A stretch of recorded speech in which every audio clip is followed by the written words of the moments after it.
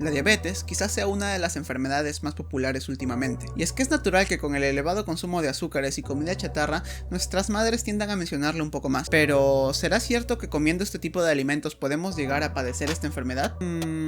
Pues primero entendamos qué significa la palabra diabetes para poder ver que el título del video no es clickbait. Nuestra historia comienza hace miles de años en Egipto, donde parece que fue la primera vez que se describió una enfermedad con los síntomas que ahora asociamos a la diabetes. Pero no es hasta 1500 años más tarde que Areteo de Capadocia, un médico griego que estudió en Alejandría, denominaría a este conjunto de síntomas con el término diabaino, que significa transitar, pasar o sifón, haciendo alusión al excesivo tránsito de orina que tienen las personas. Es decir, que el término diabetes en el sentido estricto de la palabra significa simplemente orinar mucho. Un siglo después, el gran Galeno también hizo referencia a esta enfermedad. Sin embargo, el gran puntazo llega en 1674. En este año, a Thomas Willis se le ocurrió la excelente idea de probar la orina de sus pacientes y detectó que tenía un sabor dulce al paladar, como él lo describe. Bueno, vale, que no sé si es que él habrá probado, pero ¿de qué otra forma lo sabría? Entonces estábamos ante el nacimiento de la diabetes mellitus. Y bueno, se arraigó cada vez más la costumbre de probar la pipí de los pacientes, hasta que se dieron cuenta que habían algunos en los cuales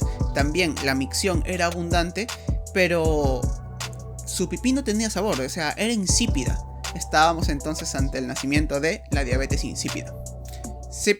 Súper creativos los médicos. Y es que son cosas totalmente diferentes, aunque ambas compartan un síntoma en común, que es la poliuria. Y bueno, poliuria es un término fancy solo para decir que una persona mea mucho. Ambas no tienen el mismo origen. Es más, la diabetes insípida nada tiene que ver con el azúcar, y es por eso que el título no es clickbait, porque el azúcar no siempre origina diabetes. Pero ahora, ¿qué es la diabetes y qué diferencia a una de la otra, aparte del eventual sabor de la pichi? Pues para entender estas enfermedades tenemos que dejar algo muy en claro. En el cuerpo, una de las formas de regular las funciones de los órganos es mediante las hormonas. Estas son básicamente sustancias químicas que son producidas por un órgano al que le llamamos glándula y que viajan por la sangre hasta llegar a otro órgano en el que van a modificar la función del mismo. Este órgano en el que van a ejercer su función las hormonas se le va a llamar órgano blanco o diana. Fin. Pero para que la hormona pueda regular la función del órgano blanco o diana, requiere que éste en sus células tenga receptores específicos para esta hormona. Entonces ya con esto se nos hace sencillo entender cómo es que funciona una hormona. Y va de la siguiente forma. La glándula, por algún estímulo que varía y que no vale la pena detallar,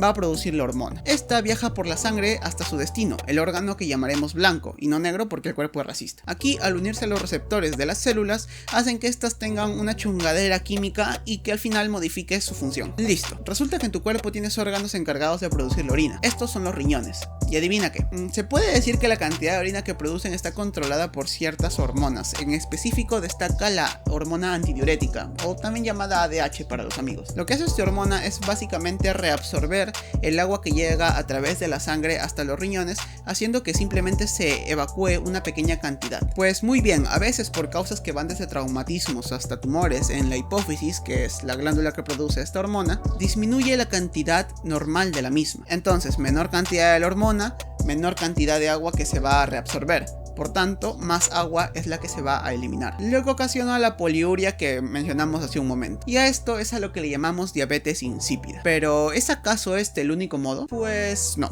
Puede que la hipófisis no esté dañada y puede que la cantidad de ADH en la sangre sea normal, pero ¿qué pasaría si en el órgano blanco no hubieran receptores para la hormona? O si los hubieran, pero en menor cantidad. Pues que no importaría la cantidad de hormona que produzcas, porque simplemente tienes menos receptores.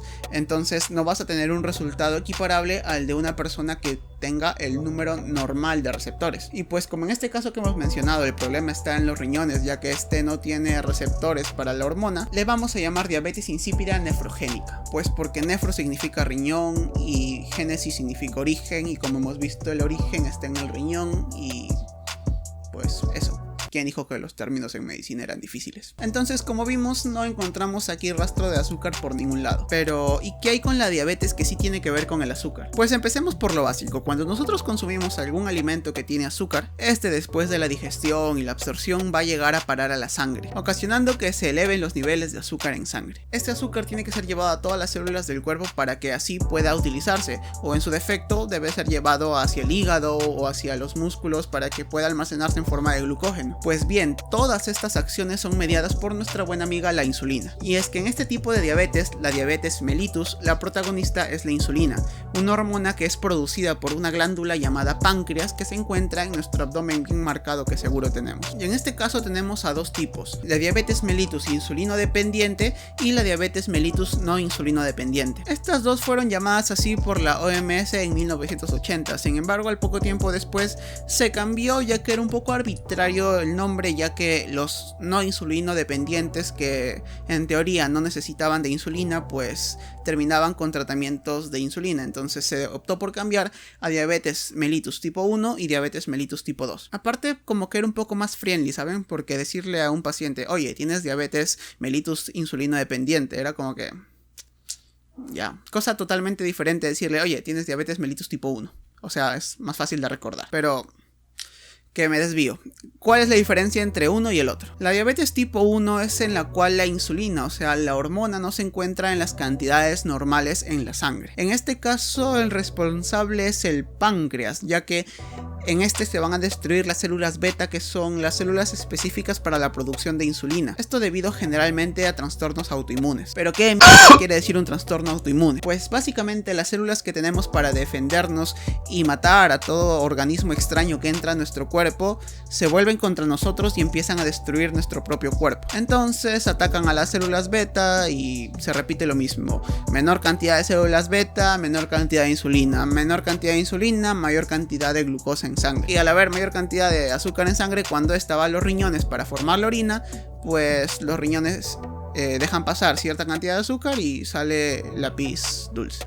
Y como vuelta el cuerpo detecta que hay una elevada cantidad de azúcar en sangre, vuelve a llamarte a orinar para que intentar así controlar la cantidad de este azúcar. Y a esto se le llama, como ya vimos, poliuria. Pero eso no termina aquí. Al estar orinando de manera continuada vas a perder mucho líquido. Entonces tu cuerpo, para estar en equilibrio, va a intentar compensarlo. Así te va a dar mucha sed. Al tener mucha sed o al tener la necesidad de beber mucho líquido se le denomina polidipsia. Y finalmente, como el azúcar se queda en la sangre, entonces los tejidos o los órganos que tienes no van a recibir la energía necesaria para que puedan funcionar. Entonces para ellos es como si prácticamente no hubieras comido, porque no está llegándole la energía. Entonces, como no le llega energía, van a mandar señales para que te dé hambre, porque ellos entienden que no has comido.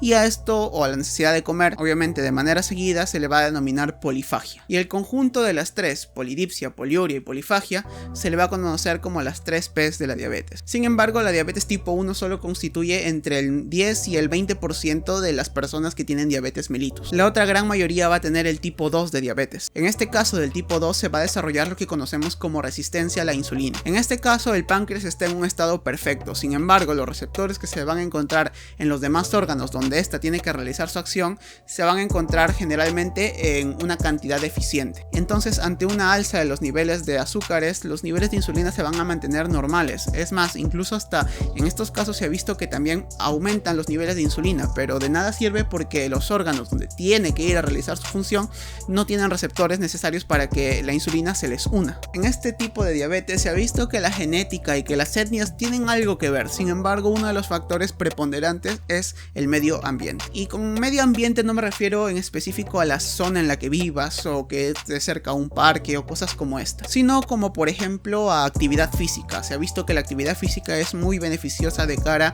a disminuir el riesgo de padecer diabetes mellitus tipo 2. También por ejemplo el peso corporal, que se ha identificado que es un factor de riesgo importante en el desarrollo de esta enfermedad. Hasta incluso el estrés crónico. Hay datos de que las personas con estrés durante periodos largos de tiempo incrementa el riesgo de poder padecer diabetes mellitus tipo 2. Ya para terminar, por más que algunos tipos de diabetes no sean causados por el sobreconsumo de azúcares, pues hay algunos otros que sí. Y por eso es importante controlar los factores que puedan predestinarnos a tener alguna de este tipo de enfermedades. Y con esto espero de repente haber creado un poco de conciencia o en su defecto haber echado un poco de luz sobre cómo es que funciona el organismo y cómo es que estas enfermedades se dan. Como siempre, si de repente quieren ahondar más, toda la información la tienen debajo en la descripción. Y pues espero verlos en el próximo video.